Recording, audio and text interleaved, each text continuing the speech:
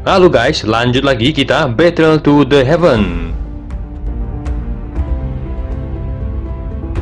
Di sepanjang jalan, Xiaoyan bisa merasakan beberapa tubuh jiwa yang cukup kuat. Jika dia bisa mendapatkan tubuh jiwa Doudi yang lebih kuat, dia mungkin akan menerobos. Karena itu dia segera bergegas menuju ke bagian terdalam Danau Doudi. Sementara itu di satu ruangan nampak Suzy dan seorang pria tua sedang mengobrol. Wajah pria tua itu nampak tenang, sementara matanya tertuju pada Danau Doudi saat bergumam, "Saya ingin tahu apa bocah Xiaoyan itu bisa berhasil." "Zhu tua, apa yang kamu pikirkan?" tanya Suzy sedikit mengerutkan keningnya. "Xiaoyan ini benar-benar berani, mari kita tunggu dan lihat," kata Zhu tua sambil mengusap janggutnya. "Senior, sungai Doudi ini sepertinya tidak ada habisnya, dan sepertinya semakin jauh," kata Xiaoyan terbang di sungai Doudi untuk waktu yang lama, dan menemukan sesuatu yang salah. "Tenang, kita berada di tempat yang tepat, anggap ini sebagai beberapa latihan pertahanan untuk pemilik tubuh Kaisar Dou peringkat 10, bagaimanapun, tubuh Dou di peringkat 10 ini tidak hanya sangat kuat di Paviliun Dupa, itu juga satu-satunya yang menakutkan seluruh Suantian, jadi beberapa metode khusus masuk akal," kata Jinlong. Setelah menjelajah lebih jauh lagi, suara Jinlong tiba-tiba terdengar. "Tunggu, senior, ada apa?" tanya Xiaoyan sedikit terkejut. "Fluktuasi energi di sini, sepertinya berbeda dari tempat lain," kata Jinlong melihat sekelilingnya. Dia melambaikan tangannya dan ruang di depannya nampak berfluktuasi ketika sebuah pintu emas muncul. "Ayo ikuti aku," kata Jinlong melangkah masuk. Xiaoyan baru saja melangkah ke ambang pintu di depannya. Perasaan pertamanya adalah dia telah memasuki ruang yang aneh. Hati-hati, ini adalah ruang sendiri, dan itu harus menjadi tempat di mana tubuh Dou di peringkat 10 berada. Bagaimanapun tubuh Kaisar Dou di peringkat 10 tidak begitu mudah didapat, kata Jinlong. Saat sosok mereka bergerak, pemandangan di depan mereka juga berubah, mata mereka menjadi cerah ketika tanah emas yang luas muncul di pandangan mereka. "Kenapa tanah di sini berwarna emas?" pikir Xiaoyan. Saat berikutnya, kekuatan jiwa yang besar langsung menyebar ke sekitarnya. Pada saat kekuatan jiwa Xiaoyan muncul, tanah emas juga berubah dan dengan cepat melahap kekuatan jiwa Xiaoyan. Kejutan melintas di mata Xiaoyan saat melihat itu. "Tanah emas apa ini? Itu benar-benar bisa melahap kekuatan jiwaku," pikir Xiaoyan sedikit menyipitkan matanya dan segera melihat sekeliling dengan waspada, namun dia tidak menemukan sesuatu apapun dan baru saja akan pergi. "Tunggu," kata Jinlong, "tubuh jiwa kuat itu seharusnya ada di sini. Lihatlah tanah emas di depanmu dan tunjukkan kekuatan spiritualmu," kata Jinlong. Xiaoyan melambaikan tangannya dan kekuatan jiwanya menyebar ke tanah emas di depan. Tak lama kemudian, tanah emas di bawah kakinya tampaknya memiliki kehidupan. Dan aura kuno muncul bersama dengan cahaya keemasan yang memenuhi seluruh ruang. Dengan munculnya cahaya keemasan ini, di atas tanah emas yang awalnya kosong, ada ruangan emas perlahan keluar dari permukaan tanah. Ruang itu berbentuk lingkaran tertutup. Sepertinya ruang utama ini adalah tempat di mana tubuh Dou di peringkat 10 disimpan. "Itu adalah Kaisar Abadi," seru Jinlong terkejut. "Kaisar Abadi," gumam Xiaoyan dengan bingung dan menoleh ke Jinlong. "Aku tidak menyangka akan bertemu Kaisar Abadi di sini. Dia adalah seorang pendekar. Puluhan ribu tahun yang lalu, ketika ras alien menyerbu dunia manusia, Kaisar Abadi dengan kekuatannya sendiri secara paksa melawan dua alien tingkat kaisar. Jika bukan karena pertikaian di antara kekuatan teratas di 7 alam, pertempuran tidak akan begitu tragis, dan memberikan waktu kepada Kaisar Abadi bahkan lebih kuat. Sepertinya Kaisar Abadi ini telah terperangkap di sini," kata Jinlong. Xiaoyan sedikit mengerutkan keningnya saat mendengar itu. "Ayo masuk, hari ini adalah untuk melihatmu mengalahkan Kaisar Abadi peringkat 10 yang cukup untuk mengejutkan orang banyak, dan membiarkan cahaya Kaisar Abadi muncul kembali," kata Jinlong. Xiaoyan perlahan mengangguk dan menuju ruang utama. Dia melangkah ke bagian dalam yang sunyi dan melihat sekeliling, sebelum satu suara tiba-tiba terdengar. "Kamu adalah orang ketiga yang datang ke sini," kata suara itu yang perlahan bergema di ruangan. Pada saat yang sama, pintu ruang utama juga tertutup rapat. "Kaisar Abadi, kekuatan yang sangat menakutkan," pikir Xiaoyan menyipitkan matanya. Sesaat kemudian tekanan mengerikan bergegas menuju Xiaoyan menyebabkan tanah di sekitarnya nampak retak. Dihadapkan dengan tekanan yang begitu menakutkan, Dou Qi di tubuhnya segera melonjak untuk menahan tekanan itu. kamu sebenarnya pria kecil Dou di bintang 4, kata Kaisar Abadi yang suaranya bergema, ada sedikit kejutan di dalam suaranya. Saya ingat 1000 tahun yang lalu, beberapa orang yang datang ingin menaklukkan saya, Dou di bintang 6, bahkan puncak Dou di bintang 8, tapi semuanya sia-sia, kata Kaisar Abadi dengan suara yang dalam.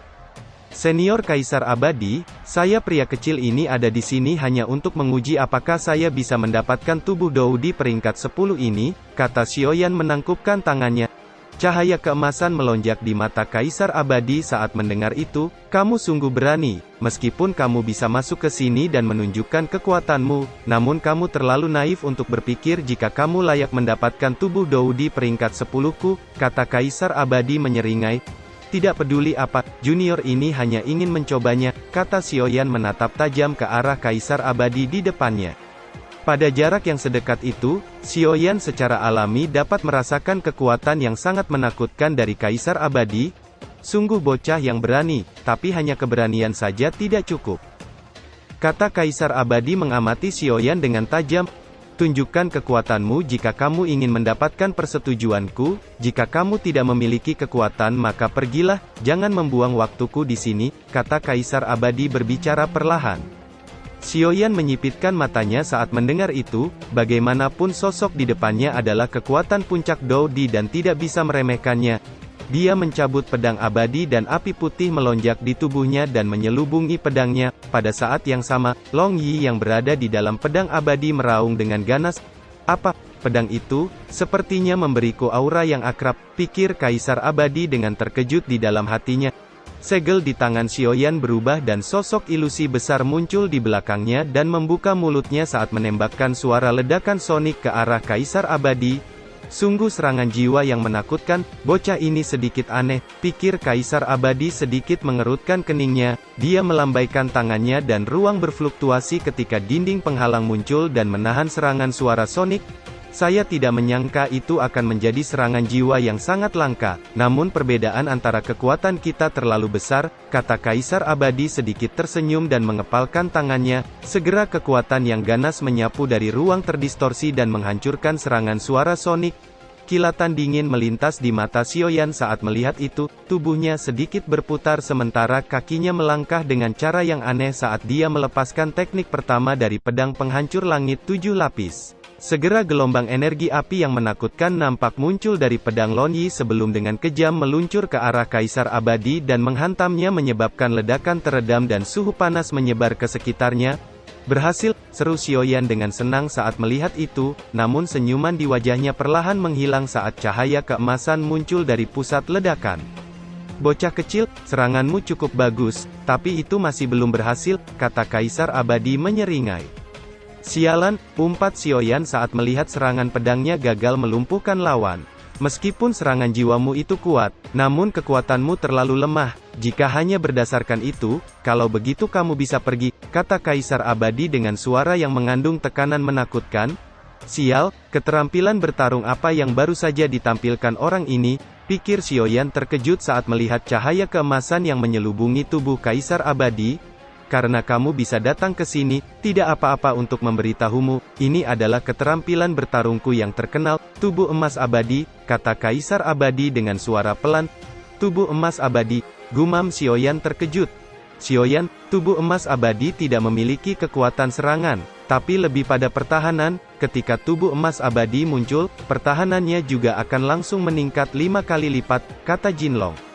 5 kali lipat? Kalau begitu aku hanya bisa menggunakan cara ini, pikir Xiaoyan dengan kilatan dingin melintas di matanya.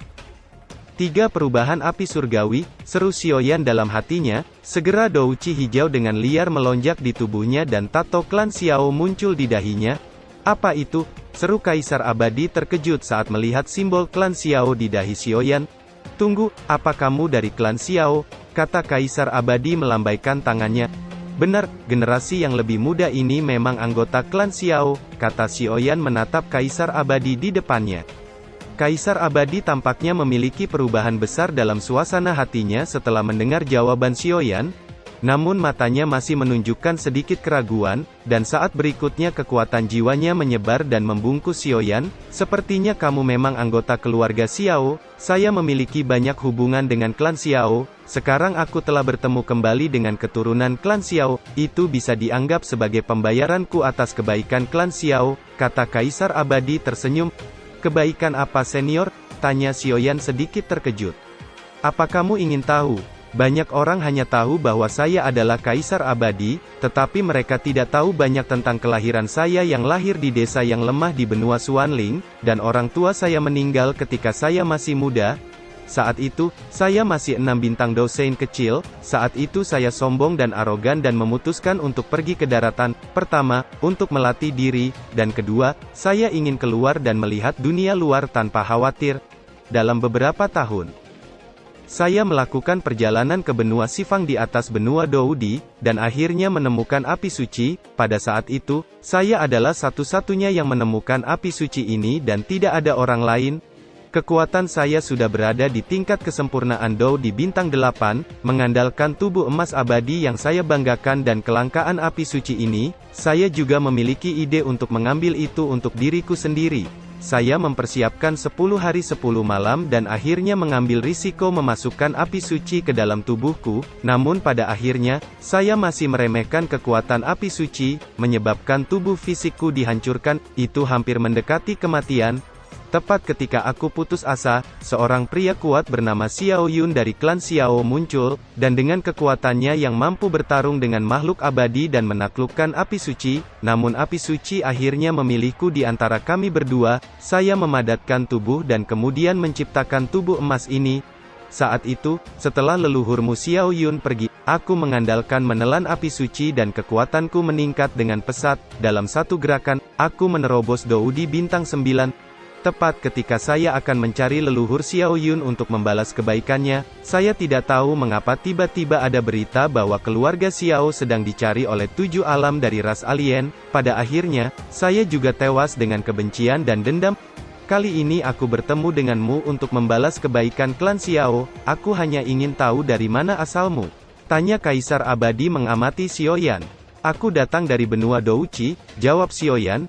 Dari benua Douqi, mustahil, dalam pertempuran 10.000 tahun yang lalu, semua inti energi Douqi di bawah telah habis, tidak mungkin bagi seorang untuk maju ke Doudi, seru Kaisar Abadi terkejut. Apa yang dikatakan generasi muda ini memang benar, kata Jinlong yang sosoknya tiba-tiba muncul di samping Xiaoyan. Raja Naga Emas, seru Kaisar Abadi terbelalak saat melihat sosok yang dikenalnya muncul di depannya.